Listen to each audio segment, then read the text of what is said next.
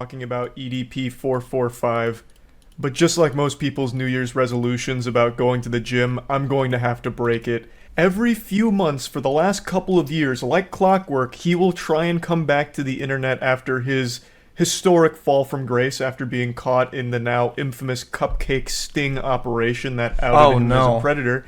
He'll come back with an almost cartoonish development. He has been on this non-stop, wild and wacky roller coaster of crazy, goofy shit that he tries.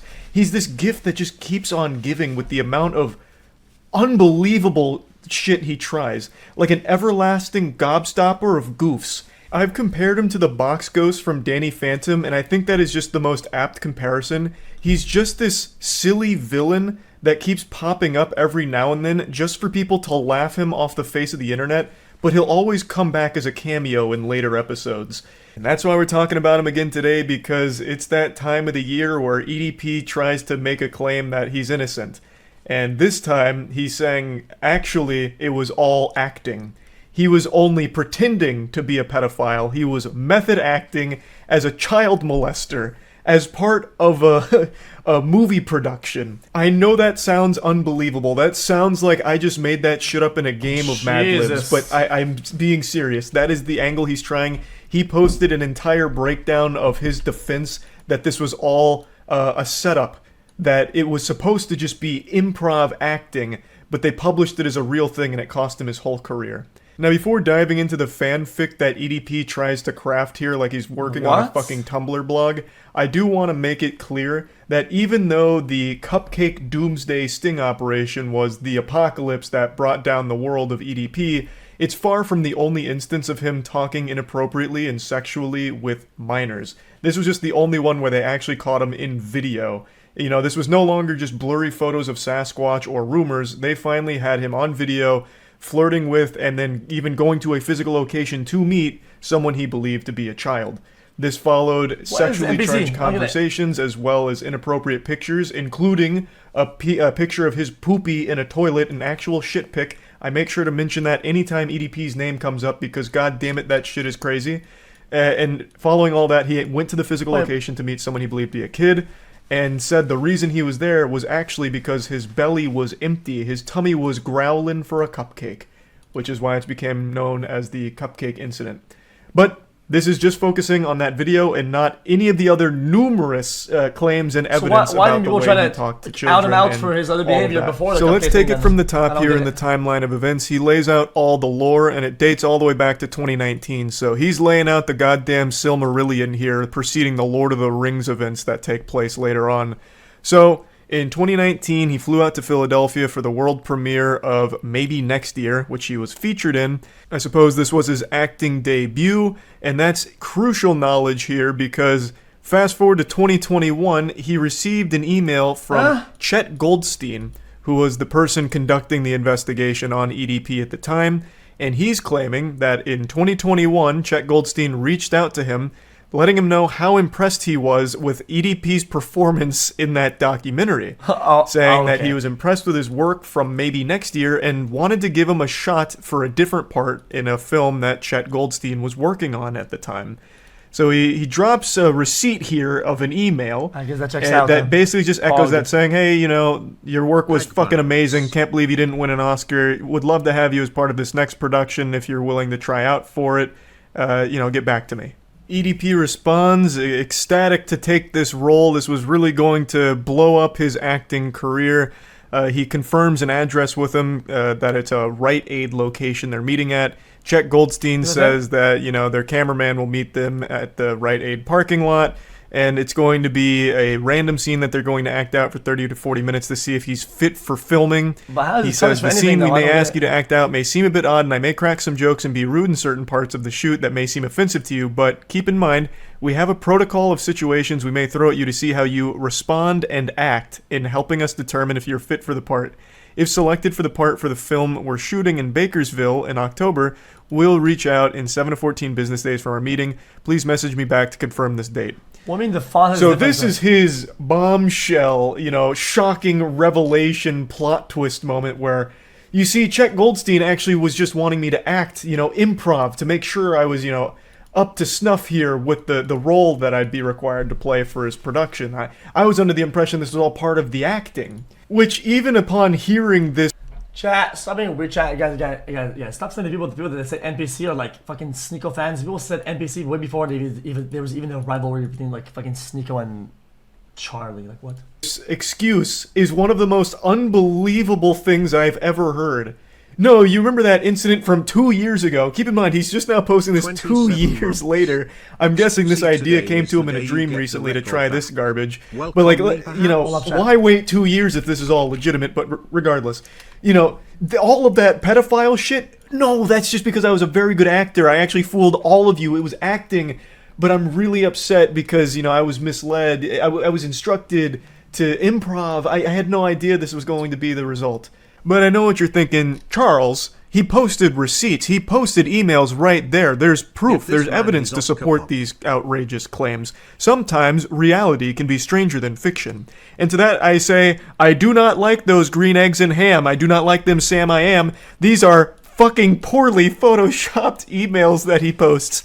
He couldn't even Photoshop or crop it correctly. Look at Chet Goldstein's name.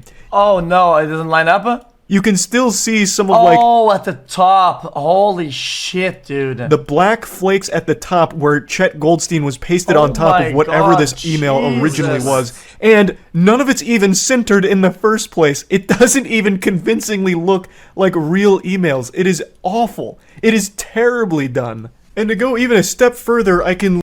Even if that were true, that would still not even help his story. Literally hear EDP's voice in the Chet Goldstein text here. He caps locked respond and act as if that's supposed to drive the point home, like, no, look, it's real. This is super real because respond and act.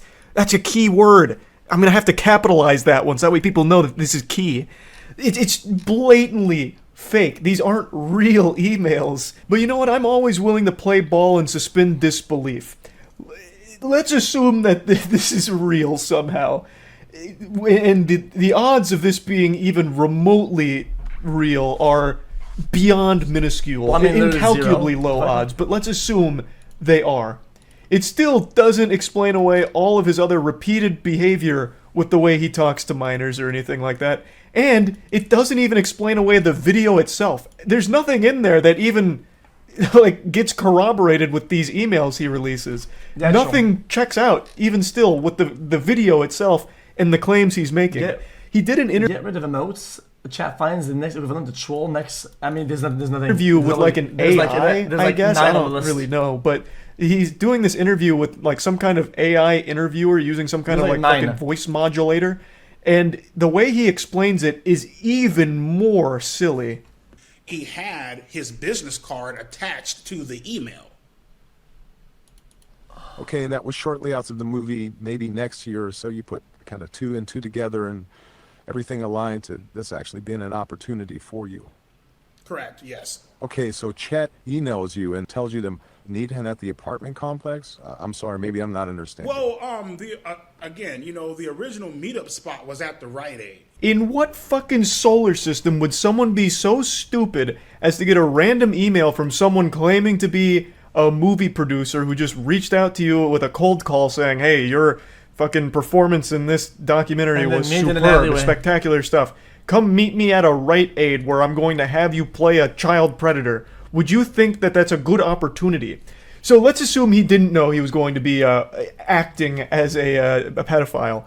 The second that they start spitballing this improv at him, like, okay, so all of these chat logs with this child, you're a pedophile.